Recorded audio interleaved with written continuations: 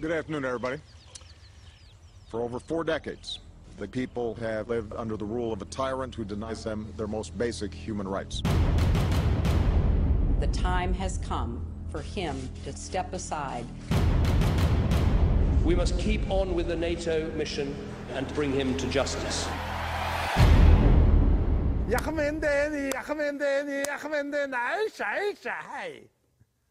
I made that up. Sacha Baron Cohen shifts his comedic ballistic missiles onto the world's brutal dictators. William Shakespeare's true identity called into question. And is the film industry innately sexist? Welcome to the Film Brief. I'm Jonathan Fisher. Coming up this week, I review a new DVD release of a film from last year, Roland Emmerich's Anonymous, a thriller about the Stratfordian versus Oxfordian argument over William Shakespeare's true identity. Tim reviews the new Sacha Baron Cohen comedy The Dictator, which has been banned in Tajikistan, Turkmenistan and Belarus. And we discuss the issue of gender in the movie industry in the wake of the all-male directed selection of 22 films in competition at this year's Cannes Film Festival. And we will start with that story about the Cannes Film Festival. First, we'll just welcome Tim Hoar, the creator and editor of Not Now I'm Drinking a Beer and Watching a Movie. Hi, Tim. Hello. Now, Tim, a really interesting article was reported in The Guardian this week following the announcement of the films that are going to be in contention at the Cannes Film Festival. 22 films have been nominated to compete in the competition. All of them directed by males. And British director Andrea Arnold spoke at the opening of the festival and was really angry about the complete snub. The complete snub, the fact that she says half the population has been ignored. And she said, alongside Ewan McGregor, who I think agreed with her, said the lack of women in the selection was a great pity and a great disappointment, and added that it reflected badly on the film industry. When asked about it later, she said, "I wanted to put it out there.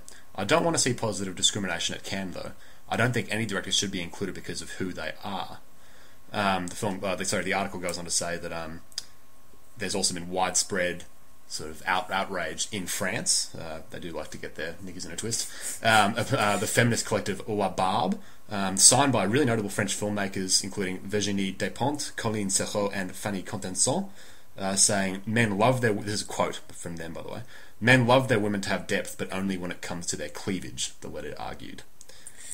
No generalisation there. No. The article also says, this is available in The Guardian, that even though all this snubbing has gone on, there is an increasing female presence behind the scenes. In Britain, for instance, BBC Films and Film 4 are both run by women. I think there are more female executives in Hollywood than ever before. And Nira Park, for instance, is the producer of Shaun of the Dead, amongst other big hits, is presenting the Ben Wheatley film Sightseers this year, which is in contention. So what do you think about this, Tim? I think this is a sort of semi-ongoing... Well, it's an ongoing issue that rears its head every couple of years. I think the last sort of outbreak was when Catherine Bigelow won the first Oscar for Best Director, as far as I'm aware, to be awarded to a female. Mm-hmm. I think Jane Campion, amongst others, was quite critical. And I think it's definitely a problem in that, while, yes, women are approximately 50% of the population, nowhere near 50% of films are made by women. And if you look at some of the outstanding work done by female directors, then that's definitely sad, because it's a totally new perspective. Well, it's a very different perspective from that that a male comes from. I don't know if I agree with the point that half the population is being ignored, because it sort of implies that males can't make films that appeal to half the population, i.e. women. And obviously it implies the reverse as well, which I don't think is at all true. But I think that unfortunately the film industry for 100 years has been very male dominated. I think that having more women in executive positions can only help to change that. And I guess, unfortunately, we just need to sort of break the cycle that is obviously there of men being inherently of more creative worth or money-pulling worth.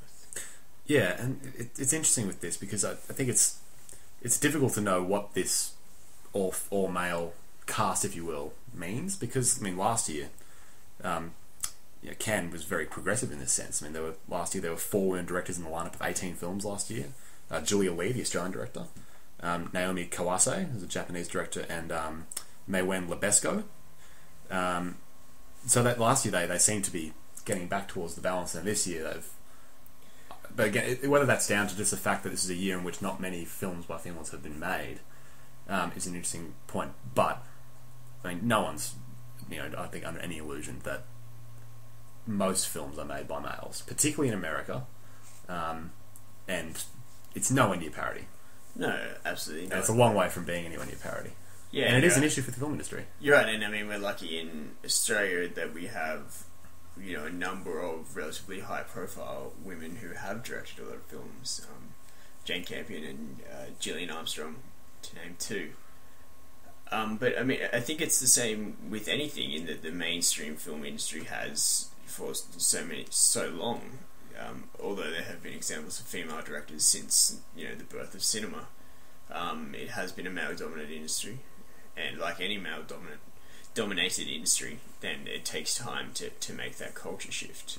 I think that the organisers make the argument that hasn't been a film worthy of selection made this year by a woman. I think it's a pretty serious misstep of them, even though I wouldn't argue for discrimination to get women directors in there. I think they probably should have seen this one coming and maybe just looked a little harder or thought a little more deeply on what the impression this would give. And I also think it's endemic or symptomatic, of a problem in the wider Western communities, which is that women still don't get paid as much as men. And in most positions of power, it's dominated by men. And that goes for the film industry, it goes for finance, it goes for all sorts of things. So I think it's just it's a continuing problem. Yeah, it is. Generally. But I mean, we've come a long way in many aspects. You can sell a pretty, and maybe still there's work to go, but a massive movie can be sold on the name of its female star, or can be driven by a female character, which was perhaps not always the case in cinema. And I definitely think that more female directors, especially, in mainstream American film, it's, Marvel films, whatever it may be, to get women telling all kinds of stories, not just stories on the art house fringe, is mainly the case now, I guess you would say. But I mean, great female writers, great female actresses, and hopefully more great female directors. For the rest of this episode, and more podcasts, why not visit The Film Brief at www.thefilmbrief.com.